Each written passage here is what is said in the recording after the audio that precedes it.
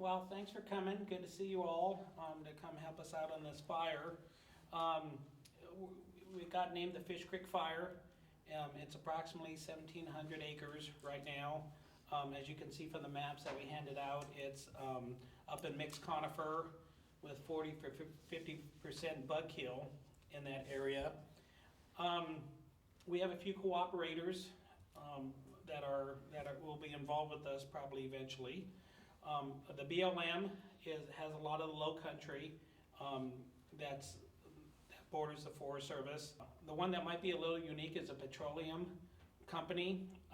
They have oil and gas wells, pipelines, and quite a bit of infrastructure out ahead of this fire where we think it might go.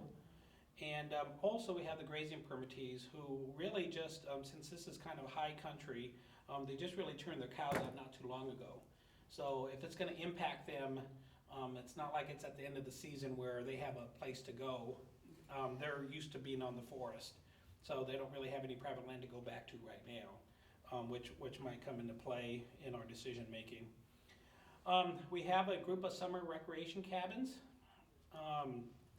that all have people in them right now. Campgrounds, pretty popular area. We also have some sage grouse habitat, which is a huge thing for our cooperators right now. It's not listed as a threatened endangered species, but it's always on the candidate list, it seems, for the last 10 years or so. If you ever been around oil pads, they're a 5-acre, totally devoid of vegetation type of structure, so they're not going to burn. However, the access to and from those oil pads or go through the forest and other places. So if we can't get to them to service the pads, then they're pretty much shut down. We have our personnel are trained to deal with the oil wells, so we can support you guys there with local knowledge. I have good points of contact with the oil companies, and so we can provide that input to you guys and make sure that we're covering all those bases. When they shut down, it's $8 to $10 million loss daily on receipts to this county. We do have some elk winter feed areas where we're feeding elk in the winter, which is a value. And there's probably about 150 wells in the area. National Forest hasn't had a fire in this area in a long time, and one with this much potential. So the county, the local inhabitants, and the local forest isn't really used to having an incident this early with this much potential in this area. So so please keep that in the back of your minds when you're engaging the local unit or the local people, that this is a big deal to them, and they don't really know how to react to some of the things we normally react positively to. What I'm trying to say, if they see a big smoke column, then it's a big deal. So do you have any questions on that? Anything I briefed on? Can you kind of feel us in a little bit on what the political ramifications might be as far as allowing the fire to move through there? What's the impact to the oil companies as far as that taking place over a long duration?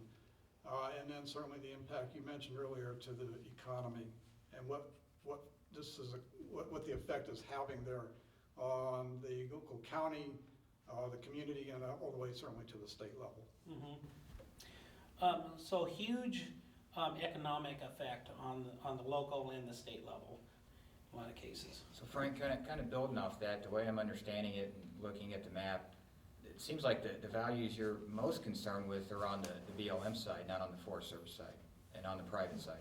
Yeah, that's true. So as we look at this, thinking the strategy, because it's early in the season, we're probably, this has, looking at the weather forecast, this has potential to be a long-term event. Is there anything on the Forest Service side that is a higher priority to you, a higher value than on the BLM side? I'm just trying to think time and space here and what options we can build into the strategy. Well, as you can see up to the north, we have quite a big quite a ridge here of scab rock and high subalpine fir that doesn't really have any values at risk that we're worried about at this time.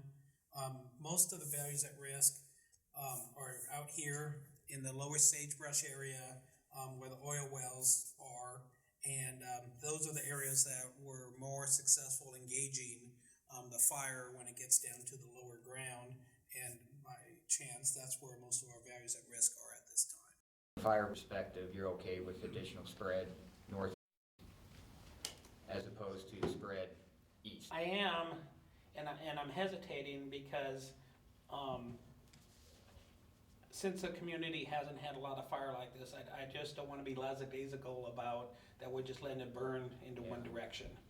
And so I would like to look for opportunities where we can minimize the spread, so it's not a long-term event if we can do that safely. But if we can't, then we would let you use those natural barriers and kind of start preparing the community that they're going to see smoke through the rest of the summer. That would be really good to have some kind of estimate, assessment, or some kind of analysis to tell us what we could expect for an inversion and how long if we did have that strategy as an option of letting it burn to the north and to east, what would that look like? Both fire on the ground and for smoke into the future. So would it be safe to say, I know we're not there yet, but I'm just kind of building up to this, that the focus and main effort will be to minimize impacts to the oil wells and the Yes. private land? Yes. So that gives me a good starting point to kind of, figure out how this is all going to come together. But, to really activate quickly our liaison component with the partnership, stakeholders, getting them engaged. You mentioned the communication component, Bruce. I would think there's a great opportunity here as far as working within the community. We have these several different partners involved and those agencies. What are your thoughts as far as trying to strategically get out ahead of this communication-wise to ensure that these values are everybody's got these on their radar, as far as what we're potentially managing here and trying to coordinate. So strategically, what are you thinking there as far as communication planning? Well, there's obviously the local community, but from what I've gathered so far, there's interest from state elected officials and maybe congressional also, that will have to do some messaging at those higher levels too, and whether you want us to do that or whether the forest would like to retain that contact with the higher level elected officials is I guess we need to decide that. Yeah, I'd just like us to do it as a team. I'd like to, obviously, I'll be the point, with those local officials, but I'm gonna need you here by my side to help us through that with our local public affairs officer as well. So Frank, logistically, I know you haven't had fires here for a while, but I'm looking for an ICP location. One that'll keep my guys off the road as much as possible, supporting the fire, as well as going to or wherever expanded happens to be, trying to keep them off the road at night. So it's gonna be a stretch one way or the other, but suggestions? With that, Jim, I'd really like to avoid long travel times for the ops folks too. If we have opportunities to keep people out in the woods or remote locations, I don't want to get into one of those, driving 2-3 hours a day things, if possible. Well, there's a junior high school in town that has offered up as an ICP, and it's indoors, and they have electricity, and they have, a lot of the infrastructure we'll already need. My concern is, and I don't know how you can figure this out, and maybe talk with the local merchants about their capacity, because I think if we have ICP here, if we have people driving supplies back and forth from town, which is a local, which is the nearest biggest town that people go to get supplies, we're still gonna need that supply line, which is about an hour away over a pass. So Frank, I kind of want to talk to you a little bit about some stuff on the planning side of things. I've heard you talk a lot about the number of values at risk that are of concern to the forest and the number of cooperators that are potentially going to be impacted by the fire. And so I'm curious, does the forest have the knowledge and the expertise to help provide some of these long-term fire modeling products and fire analysis? And two, is there a mechanism already in place to help build a common operating picture so that we can share the risk analysis with the cooperators in the communities? We don't have a lot of local expertise on that. We have a few people that we can give you for a limited amount of time. And I'll tell you why, is because this is a pretty early season fire for us. And we know it has a lot of potential, and we're still, and so we're also managing and waiting for the next one of what might happen. And so I don't want to commit all of our resources to this one and then have something happen on the other side of the forest and we're not prepared. But given that, I'll be able to give you some of our local knowledge and some of our people with their expertise to help you, but you're really going to have to utilize their time, to the utmost, because they're not going to be here every day for your interaction. So I would just ask you to get as much information from them as you can. Figure out a plan of how you can use their expertise either remotely or something else, because they're not going to be able to be embedded with you. So I think you've been very thorough with telling us what those values are out there. But I think in order for us to make you successful too in the management of this fire and the oversight, what are those things that keep you up at night? Something that we can make sure we can get out ahead of, to make sure that we can focus in on that, to make sure that we've got the right outcome for this. That's a great question. And so I think with all of our emphasis on the values at risk and the oil wells and the money and everything else, obviously that's important, but I really have a lot of confidence that you guys will figure that out. But what keeps me up at night is any kind of loss of life or any serious accident. And we all say safety first, but none of this is worth someone's life and having to go tell a family that their son or daughter risked their lives for an oil well. I have major concerns where it comes to risk, where the fire is burning. We have a pretty serious snag problem where roughly 50% bug kill, and we just need to ensure that we're providing as best of environment as we can and not putting firefighters in there and exposing them to all those snags.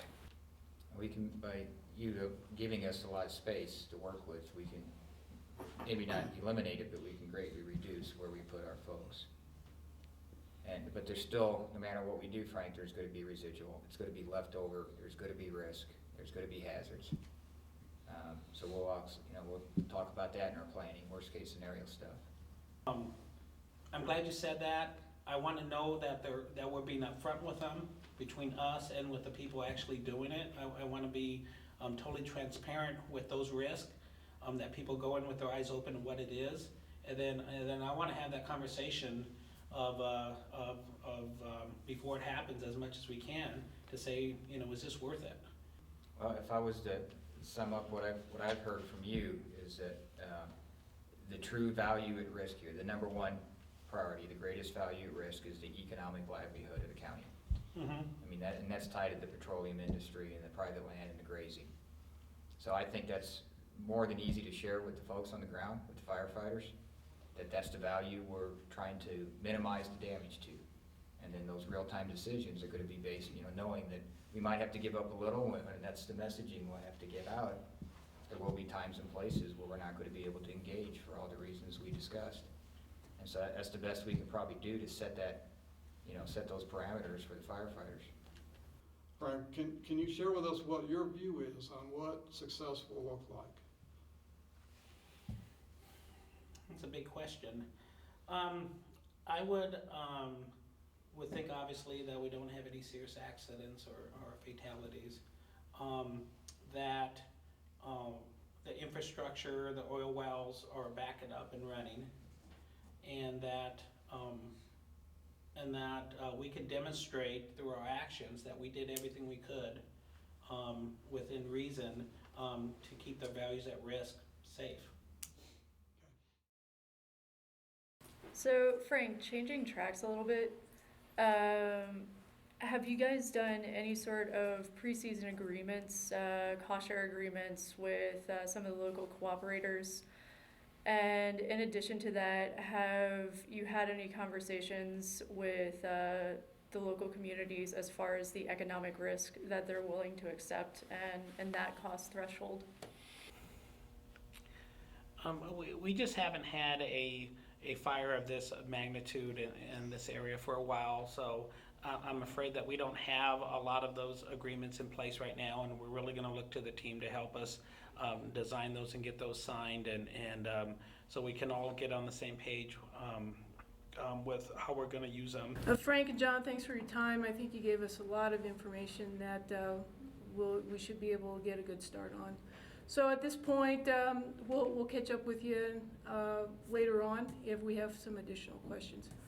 So I'd like for the group to get together and we'll start doing our strategic assessment of what we heard and kind of where we need to go.